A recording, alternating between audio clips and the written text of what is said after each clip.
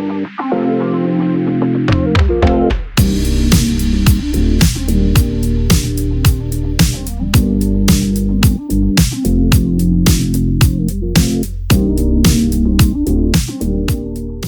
next thing on my list to consider is the phone and internet plans, because it's already hard enough that you've left the people you love back home. It would be more difficult if you cannot stay in touch. So you need to know if for instance, your mobile provider has a branch in that country that you're going to. What is their roaming rate? So if you need to suddenly make a call while you're on transit to that country, you will know you have enough money on your phone to make that call. As well as know the different mobile providers that are there in the country. I usually advise people, and I think that's what many people will say, it is cheaper to get a local SIM from the country. So you can get this when you arrive at the airport, or if you don't want to, you can hold off and get it when you go into the city. My university, for instance, I don't know if they still do it now, but when I arrived, they gave me a free SIM. You also notice that some SIMs are free if you go into the city, but the airports charge. You can't really blame them anyway. They need to make their money. Rent is very expensive in the airport. So, but yeah, it's up to you what you want. But getting a local SIM makes life much more easier. They have plans, which can be data plan or voice plan only, or SMS, or sometimes a combination.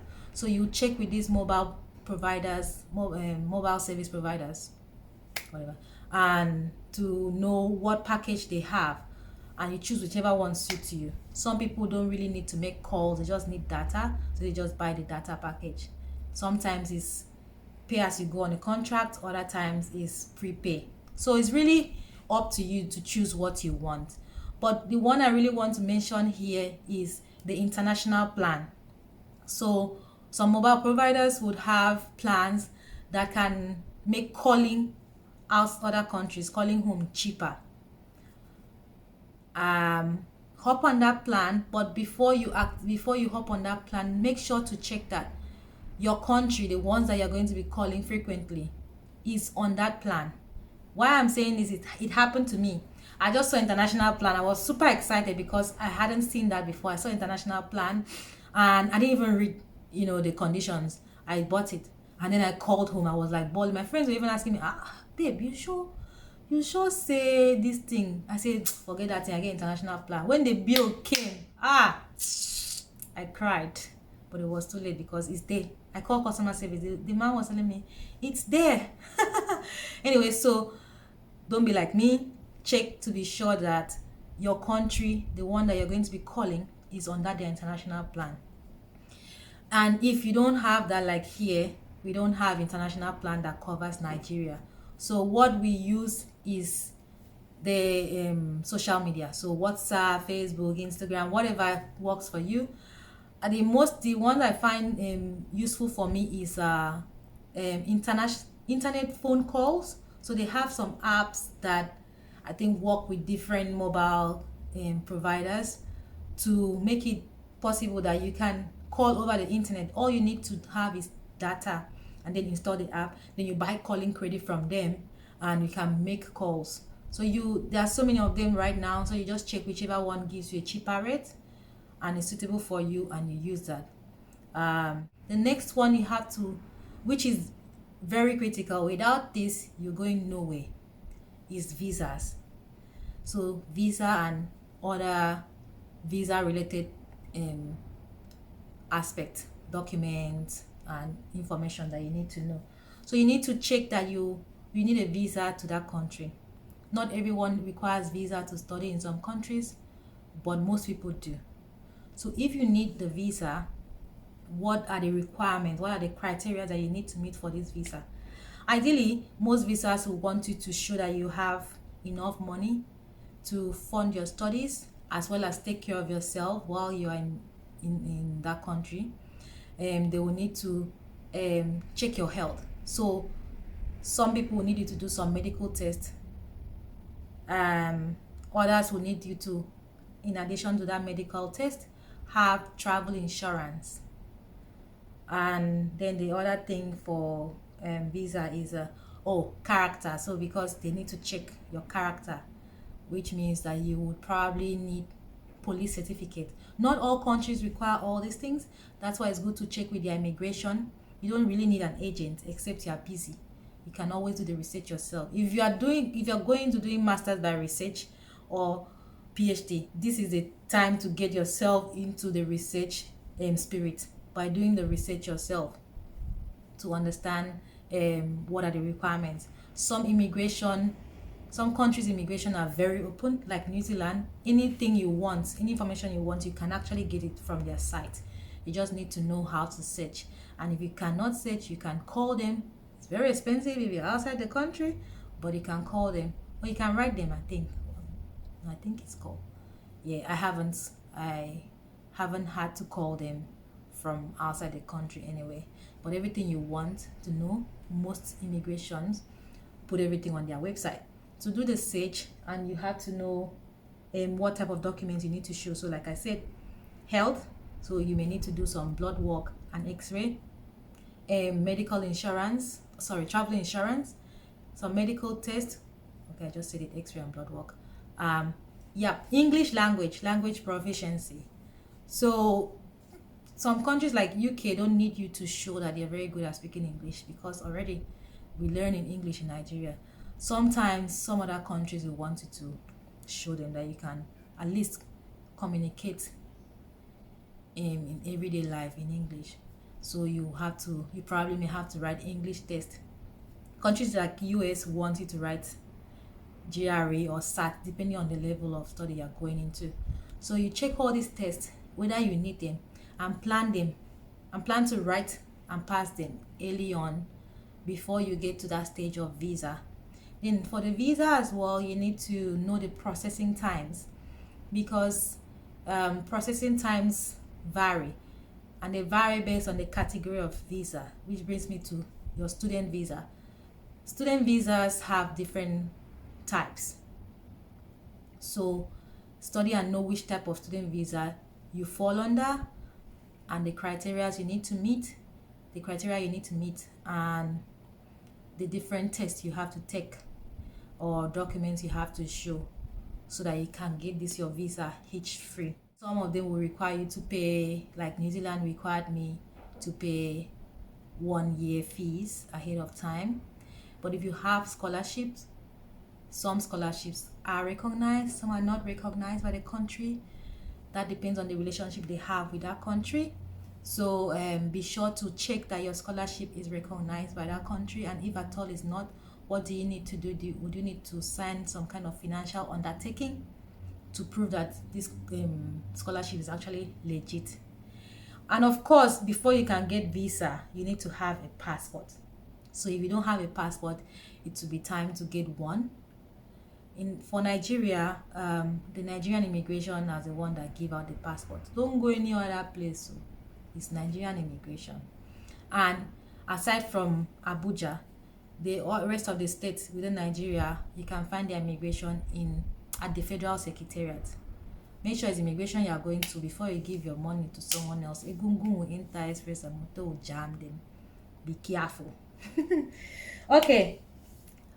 Aside from visa and every other thing, you also have to know, especially if the reason, like I said in my other video, for that you want to study abroad is immigration, you have to understand what are their post-study opportunities. Do they have post-study work visa that you can bank on?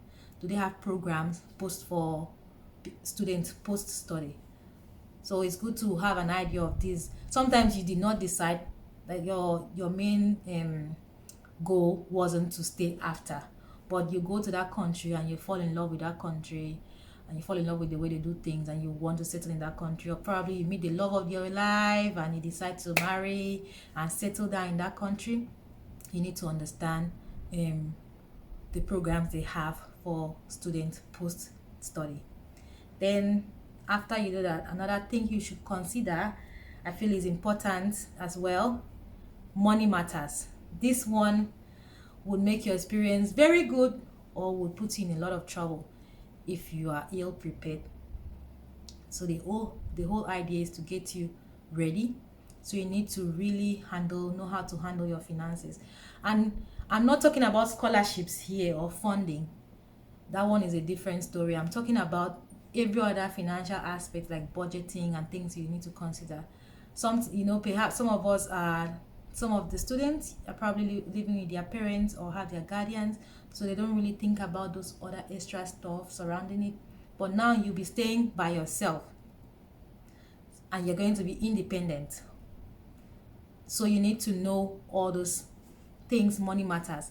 And the first thing there is, you'll be traveling abroad. The first thing you should do is you let your bank know or your credit card company that you are going to travel abroad, to avoid being locked out. Because if they see transactions are coming from overseas and they did not know that you're going to be overseas, they will lock that account and you're going to be stranded. So it's always good practice to let your bank or your credit card company know that you're going to be traveling abroad. Another thing is setting up a bank account. In some countries, you can actually set up a bank account before you arrive that country.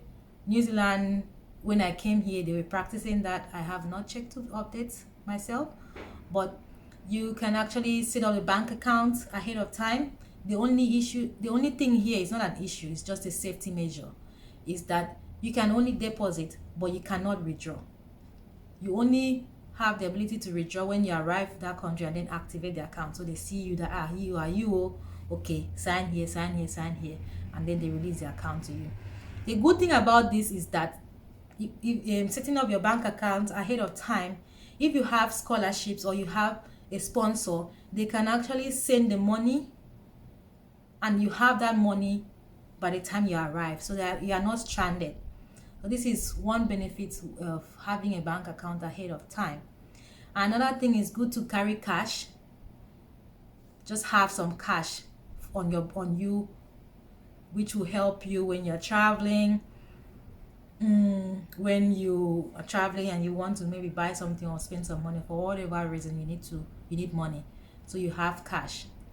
And also when you arrive, you can exchange this money at the airport, and it will help you to settle at least the first few weeks while you are setting up your bank account and doing other things that you need to do to settle in the country. So it's good to have some cash on you. And while you are there, also budget your stay, because you don't want the whole purpose of your stay to be defeated because you were doing lao, you're balling and you're spending, and now you don't have money to pay for the essential, for instance your maybe course or something. So you have to also learn to budget your stay. But the things you need to consider here, you can set up a bank account, you can make sure you tell your bank, is very important. And other things to note here are bank international charging fees. So if you have to be sending money from your home country to your country of study all the time, you have to know that they charge for wire transfer. So understand these bank charging fees.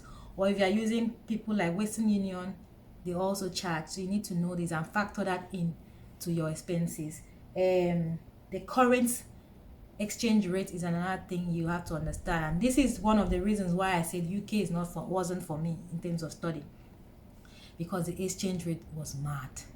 So exchange rate plays a factor in your money as well. So it can increase or it can decrease.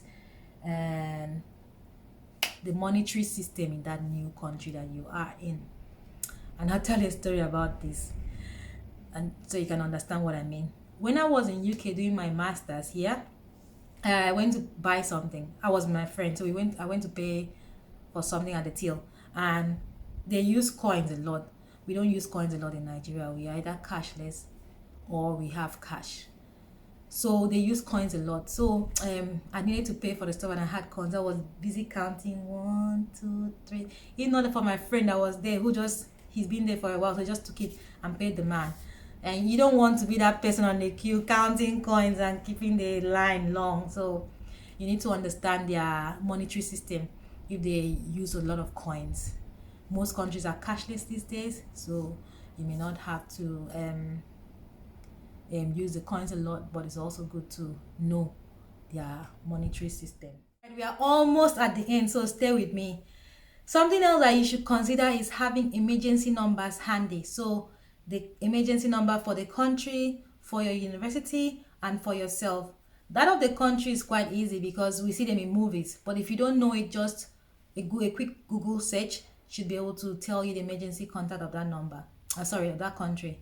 But of most importance is the emergency hotline for the university, because they are your host, and they know that you are coming to study in that country, and they also have your record. So if you have run into any problems, for instance you get lost or you have some issues at the airport, you can call them and they should be able to help you sort it out. Another thing you should have is emergency contacts for yourself. So if something happens to you, maybe you faint, you get unconscious, or you can't talk or whatever, they can get in touch with someone back home and tell them what happens or get more information. So this person has to be reliable anyway. You don't just give any random number just because. So it's someone that is reliable and you can trust. And have all these emergency contacts written out in a piece of paper, because anything can happen to your phone. It can get stolen, the battery can run out. So have it written in paper and put it in all your luggage. I always say put it even in your carry-on bag. If you have 5 luggage, put it in all 5 as well as your carry-on bag. It becomes handy if something happens to your phone. The very last but not the least is that expect to have an experience culture shock. It's bound to happen. Culture shock is bound to happen. And you're in a new country, different way of life, different beliefs. You can never be fully prepared for this culture shock. Like for me, when I came to New Zealand, I was shocked to find out that walking barefoot, is very common. In short, it's a thing in New Zealand. If you Google fun facts about New Zealand, almost all the blogs would have that New Zealand, the Kiwis love to walk barefoot. So you will see them in the malls, in the beaches, on the road. In Nigeria, if you walk like that, everybody will think that you are moving mad. Something is wrong with you. It can't be possible. You are not normal. But it's very normal here, which was a shock for me. Yeah. So culture shock is bound to happen. There's also reverse culture shock, which is after you study abroad and you go back home, the place that you called home now feels like you're in a different country. Don't be hard on yourself. It happens. Just give yourself time. And also, while studying abroad, there is every tendency that you're going to be homesick. Again, don't be hard on yourself. You are far away from the people you love. It happens. Stress happens and you feel homesick. You remember all the nice times you had. So there are different ways to deal with this. First of all, don't isolate yourself. Plan to join clubs and association in the university. There are so many of them. Participate in the activities, and there are also helpful resources in the university as well. So plan to also take advantage of those things. Stay in touch with your family, not too much, so that you don't have the fear of missing out. Anyway, I have a different video specially dedicated to homesickness and how to deal with it. So be sure to watch the video for more details on how you can handle homesickness when you experience that. And that's it. The end of things you need to know before you study abroad. These are some of the points that I thought I should raise. You have to know that you cannot be fully prepared. It's okay. Know that and know peace. Also, there will be stereotypes. You have stereotypes about people just like they have stereotypes about you. And that's okay. And we can all be the same. Many people have tried to do that. History will tell you how it ended. Another thing you should know is that the best experiences are often very unexpected. Just like me, I went to Castle Point to see the lighthouse and I ended up seeing a sea lion. So get ready to learn and unlearn so many things, habits, ideologies, culture, so many things. And lastly, I know I've said lastly several times, but I promise you, this is the very last. How your experience turns out is up to you. Your destiny is in your hands. If you want your experience to be good, it will be good. All I'm here to do is to share my own experience with you, which will give you an idea of what to expect and help you, plan your own experience, or, get consolation that you are not alone in this thing. But in the long run, How your experience ends up, for it's up to you. So make the best of your study abroad experience. Thank you so much for staying with me to the end of this video. If you like more of this video, please let me know in the comment section. If you have any questions, let me know in the comment section, or comments, whatever. Don't forget, you can also visit my blog, thesassyengineer.com, for more details. Please subscribe, like this video, share with your friends, like my other videos, turn on the notification button, and until next time, I'll see you in the next video. Bye.